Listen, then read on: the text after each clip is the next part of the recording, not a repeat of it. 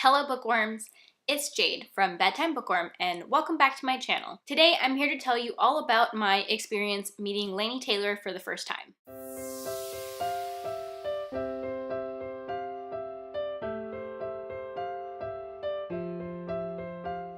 Just a few days ago, Laini Taylor had a book signing at a Barnes & Noble near me, and I went and I got to meet her for the first time. I had totally intended to vlog the experience, but I was running late, which is not untypical of me, I'm embarrassed to say. And I ended up just not getting enough clips throughout the day to really make a good vlog. However, one of my favorite things about meeting authors is hearing them talk about their process and their writing. It's always really inspirational, and it wasn't any different meeting Laini Taylor. So instead of doing a proper vlog, I thought maybe I would sit down and talk to you about some of the writing advice that she was giving, because I personally find that stuff to be way more interesting anyways. I wanted this video to have a little more of a cozy feel than my normal one, so I'm sitting on the floor in front of my bookshelf and I've got some coffee, even though it's like 7 p.m.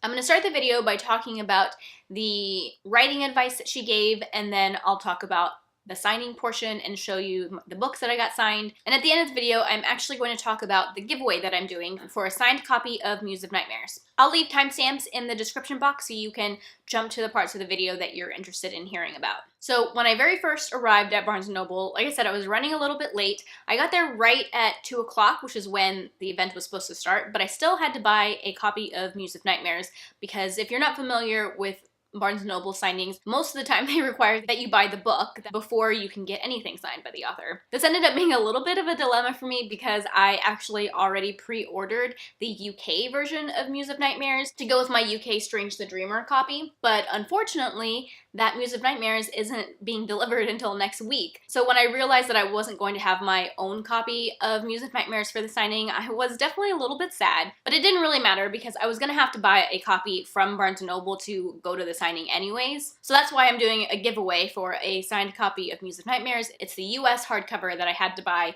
at Barnes & Noble to be able to get other books signed. I was able to buy the Muse of Nightmare copy and then get back to the signing area before Laini Taylor came out. Because I was late, I did end up having to stand the whole time in the back row, but it was totally worth it. At the beginning of the talk, Laini Taylor actually was doing a giveaway for a scarf that had the prologue from Strange the Dreamer printed on it, and she said that in the last couple of signings that she'd been to, there was always someone with body paint on to look like Sarai, and that was the person who got it. And so she was like, I don't see anybody with any blue body paint. I was really tempted to raise my hand and say, like, I painted my nails, but I painted them this like light blue color. It doesn't exactly like match this sort of blue, but you know, it's similar. But I didn't say anything because I'm way too shy for that.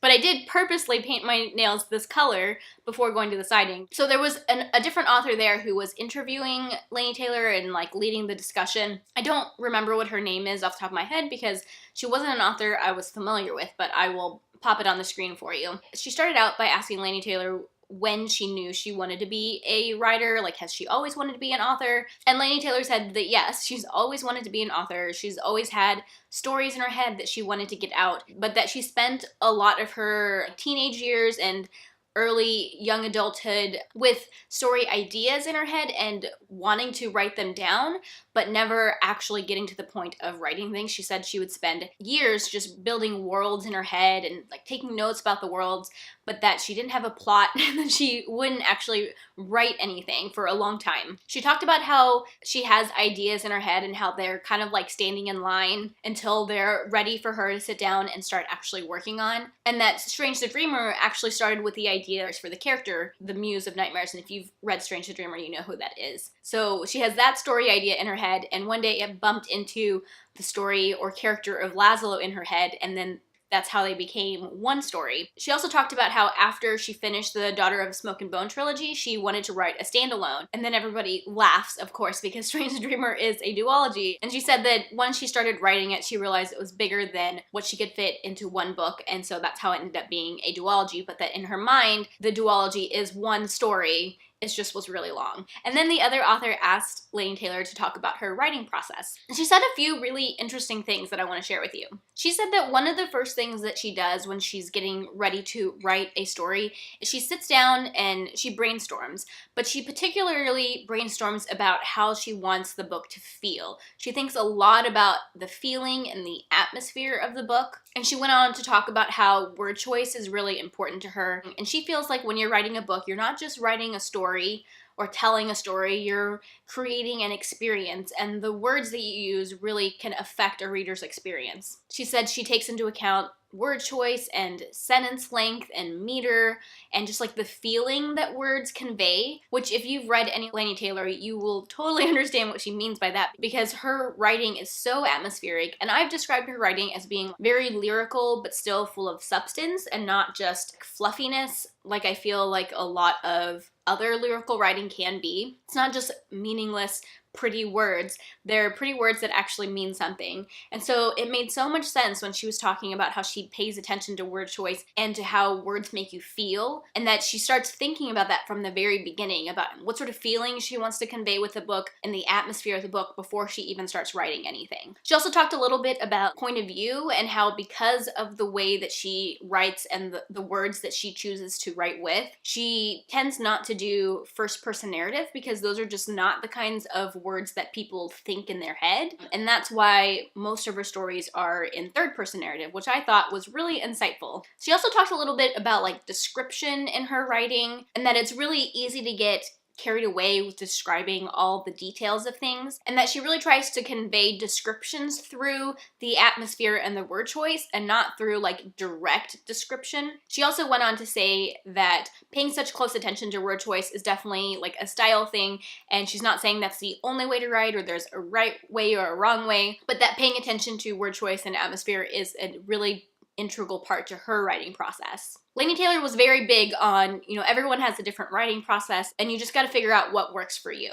And then I have one more piece of writing advice that she talked about that really stuck out to me and really spoke to me. But she talked about how she struggles with perfectionism and how that really hinders her writing process sometimes. She kind of started out by making it a joke and saying, some people think that perfectionism is just one of those cheesy answers that you give when you go to a job interview and they ask you about your flaws, you say that you're a perfectionist. But she's found that in her writing process, it can really hinder her to move forward and gain momentum. She said it's really easy for her, because she pays such close attention to word choice, to get really focused on the same sentences or the same paragraphs over and over and just try to revise them, and it keeps her from moving on to the rest of the story sometimes. So she gave a few tips and ideas of things that she does to be able to move on in the story that I thought were really helpful. So one thing that she said that I've actually already found to be true prior to even hearing her say this is that it's a lot easier to write about something than actually write the thing. She talked about how when she's writing something with the intention that it's the actual scene or the actual writing that's going to go in the book,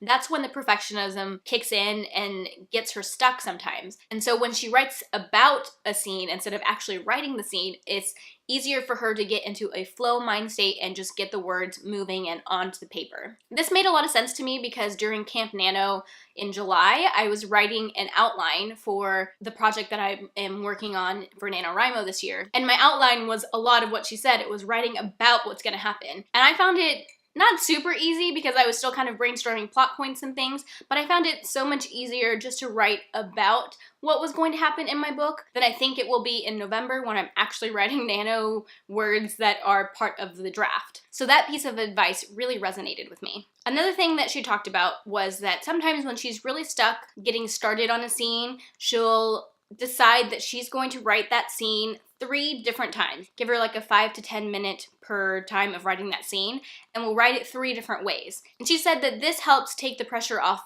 of it being like, this is what's going in the book. You're writing 3 different variations of the same thing, and that will end up giving her variations of word choice that she can pick and choose from. And sometimes it'll spur new ideas of combining different things that she did in the different versions of the same scene. I've never heard that piece of advice before, and I thought it was a fantastic idea, and I could totally see myself using that trick in the future. And then one of the last things that she talked about was creating a habit of completion. She tied it back into what she had talked about at the beginning of the talk, how in her early days she did a lot of world building and she wrote a lot of like a little bit in multiple projects. At some point she said she was writing 3 different stories but couldn't get past the first chapters. You know, learning how to write a complete novel like from beginning to end is really hard to do. And she said that finishing a story, like the draft of a story, is one of the best feelings, and that once you're done with it, you can go back and make it better and make it better. But before you finish it, you really don't have anything to make better. This, of course, was not new writing advice. I've heard that from a lot of people, but it's always a good reminder, especially because even though I've been talking a lot about this NaNoWriMo project, at the beginning of the month in October, I was starting to get a little bit of cold feet about my Nano project. Even though I've been brainstorming and working on the story since about a year ago, I still don't feel prepared enough to do Nano. I've never written anything in my life, much less a novel, and Nano is hard, right? And so I wanted to make sure that I had everything ready for Nano so that I could make it as easy for myself to win as possible. But even after a year of prepping and winning Camp Nano in July with finishing my outline, I still don't feel ready, but I've come to recognize that that's mostly cold feet, that I'm never really gonna feel completely ready. And listening to Laini Taylor talk about her perfectionism and how she has in the past spent so much time building worlds but not actually writing, and how completing a story is the first step in trying to become an author. All of that really resonated with me, and I feel like I heard it at exactly the right time because I was getting cold feet about Nano. I left her signing, and after hearing her talk, really inspired and excited to work on my Nano project in November. Okay, so that's it for the writing advice. After that was the signing line, and I actually went and stood with Rhiannon from Crescent Moon Reads. I saw her there, which was exciting. She was also with Hannah, who I've never met before, but she has a booktube channel. I have since, of course, subscribed to her, and I will link Rhiannon and Hannah down in the description box so you guys can check out their channels. But yeah, I stood with them in line, and the line actually took kind of a long time. Granted, I was towards the back of the line, and I was not wearing the right shoes to be standing for hours like that, so my feet were hurting by the end of it, but I really appreciated that Laini Taylor took her time with each person who came to her signing and took a few minutes to talk to them while she was signing the book. Alright, so I guess this is where I show you the books that I got signed. So I brought my Daughter of Smoke and Bone trilogy. I haven't shown these in a video in a while because I don't really show my books in videos very often, but I have the UK paperbacks. For like all of Laini Taylor's books, I feel like her UK covers are so much better, but in general, I tend to like UK covers more than US covers anyways, but these are the ones that I ended up with. She has a lot of different covers, actually. It was really hard for me to figure out which ones went together, but these are the ones that I got. So I have this version of Daughter of Smoke and Bone. This is my favorite version of the covers that I've seen, and it's signed and personalized up here. It says For Jade with like the eye, and then it's signed down there. And then my Days of Blood and Starlight looks like this, which I love. I love this cover. And that is also signed and personalized. And then this is my version of Dreams of God and Monsters, which is also signed and personalized. So I was really excited to get this trilogy signed and personalized. Ugh, this is so hard. The only reason I'm not getting up is because I've got a dog in my lap. It's not because I'm lazy, although I'm kind of lazy. And then, of course, I got my Strange the Dreamer copy signed. Like I said, I got the UK version with the stained pages, and my Muse of Nightmares is going to match this. What's funny is that I had forgotten that these first edition copies came pre-signed. So it's signed up here. When I got up there, I asked her just to personalize it and not sign it, but she actually signed it down here again. She said these signatures are printed signatures, so she wanted to make sure I had a like real signature that wasn't just printed on the page. I didn't realize these were printed, but I mean, it's kind of obvious now that I look at it. So that's Strange the Dreamer. Before I show you the Muse of Nightmares copy that I'm gonna be giving away, I want to say one more thing about when I was getting my book signed. As she was signing my books, I was telling Laini Taylor that I found her talk about perfectionism and ways to overcome it really inspiring, and that I had spent the last year or so brainstorming and prepping for NaNoWriMo this year, but that before coming to her talk today, I was starting to get cold feet, and I thought maybe I wouldn't do Nano, but that I found her talk really inspirational, and that I'm once again excited to do Nano and excited to just jump in, even though I don't feel quite prepared. And she laughed when I said that and said that planning for a year ahead of Nano sounds like something that she would do, which I thought was really funny. So this is the Muse of Nightmares that I'm going to be giving away. It is signed. Don't worry, it's not personalized to me. It's just signed. I actually told her that I was going to be giving this away because I ordered the UK version of Muse of Nightmares already. And so she gave me this sticker and it says, "She had thought that she knew every horror and was beyond surprise.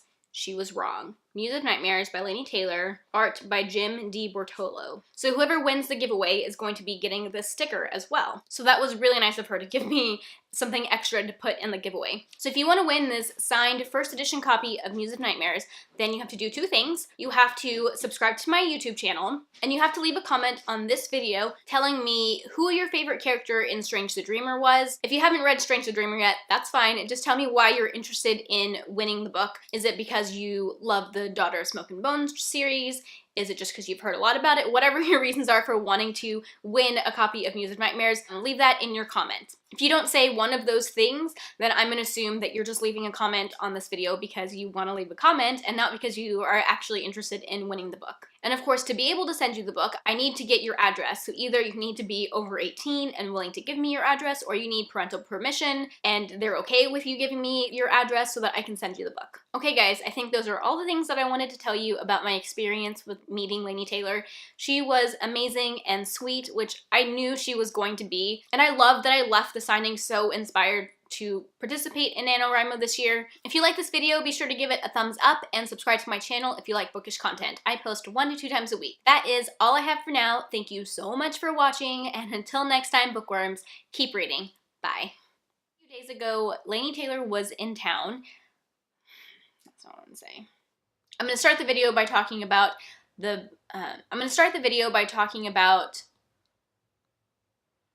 why can't I talk? And then the other author started asking Laini Taylor I can't talk.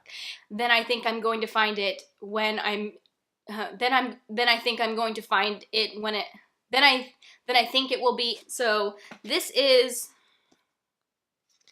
what is this? Bye.